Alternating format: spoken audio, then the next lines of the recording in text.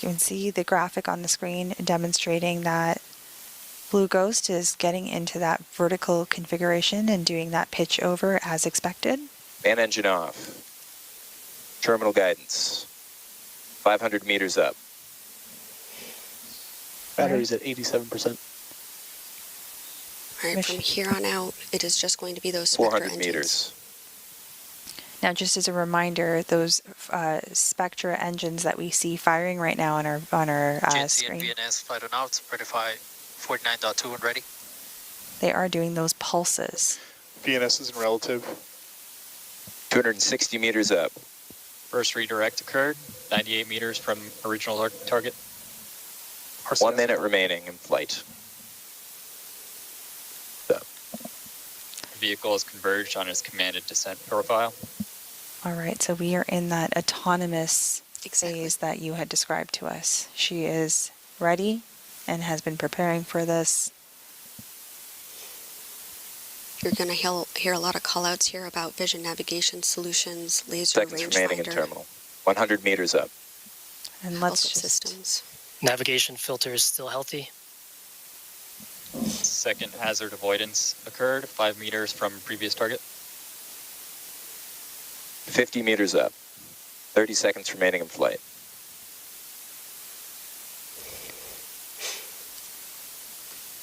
Payload verify 49.4. Copy. Verified. 11 meters up.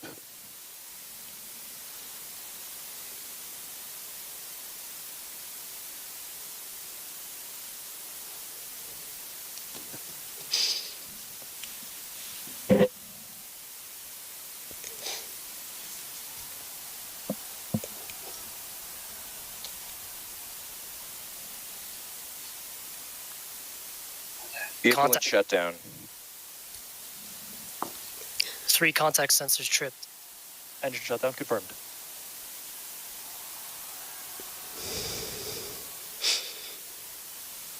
Power is nominal, vehicle is charging. IMU reports lunar gravity and it is stable.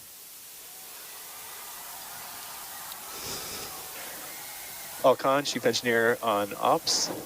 Y'all select the landing. We're on the moon.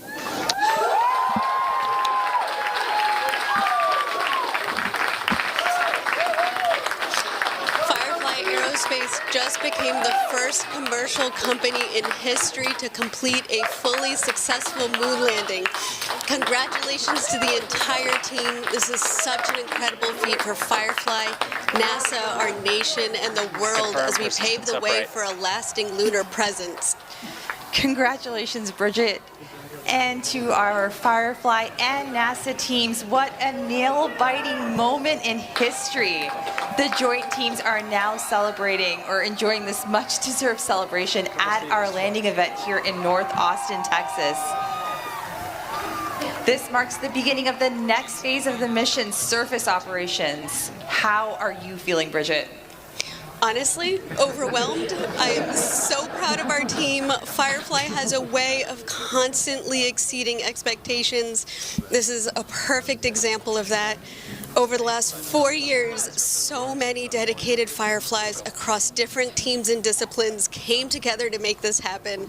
Now we have a permanent presence on the moon with every employee's name engraved on a Blue Ghost plaque. So now when we look up at the moon, we can tell our kids and future generations that their family name is up there. Thanks to this team and everything they have achieved. But it's not over. We will be operating the payloads and gathering even more data that will make an even larger impact on the future of space exploration. Congratulations. Thank you. And now this lunar lander is gearing up to conduct those surface operations and downlink that anticipated image from the lunar surface. So while we stand by for that, we have Tony back with some guests from NASA's Science Mission Directorate. Tony. Here, we're going to be right here. Enjoy, you'll be right here.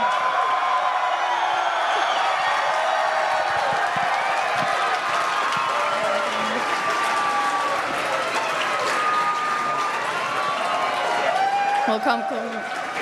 Thank you, Nilofer and Bridget. Now joining us is Associate Administrator for the Science Mission Directorate, Nikki Fox, and then the Deputy Associate Administrator for Exploration with NASA Science Mission Director, Joel Kearns. Nikki, Joel, I mean, what a momentous occasion. How are you guys feeling? We're on the moon!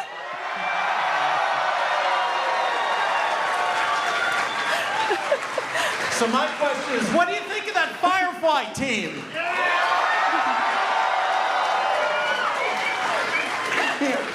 It is such an exciting time. I mean, what a huge congratulations to everyone. Now, Nikki, can you tell us a little bit more about why this landing location was chosen and why, Blue Ghost is on the near side compared to when some other landing sites are chosen for other of our Eclipse flights? Yeah, absolutely.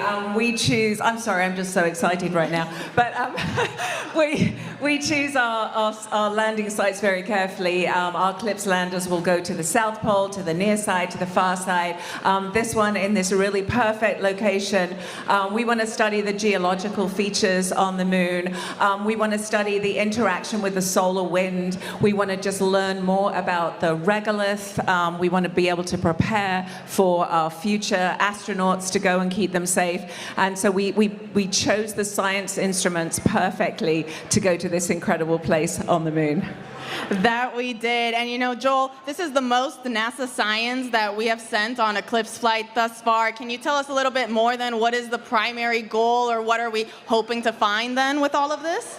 So we're landing in a place that's of great scientific interest, but it was also at a very achievable place to land. And there are studies that range from studies of the sun that we'll conduct from the surface of the moon, studies of the abrasive dust of the regolith.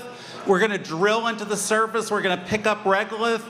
It was going to answer so many questions over this one lunar day long mission. It's going to be really one for the history books. That's right. And speaking then about all those questions that we're going to answer, Nikki, tell us, what then of the science and data that we learn on the moon, how can that help us back here on Earth? So there are so many ways that, everything we do in NASA science is so interconnected. We study everything from the center of the sun to the edge of the universe.